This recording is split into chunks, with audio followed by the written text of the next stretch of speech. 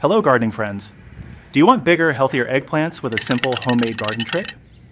Today I'll show you an easy yeast solution that can support strong growth and help your plants develop better over time.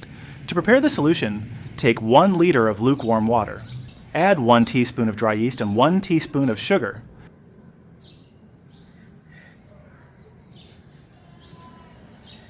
Mix everything well and leave it for 1 to 2 hours until the yeast becomes active. Once ready, your solution is complete. No need to prepare another mixture. Now apply only a small amount of this solution, around 10 milliliters per eggplant plant, directly around the base of the plant. Make sure the soil is slightly moist before feeding. Yeast can support beneficial soil activity and may help roots use nutrients more efficiently. Strong roots often lead to healthier plants and improve fruit development. But remember, eggplants do not actually double overnight.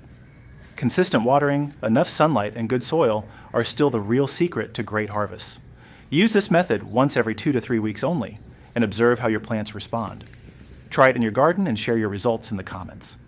Don't forget to like, subscribe, and happy gardening.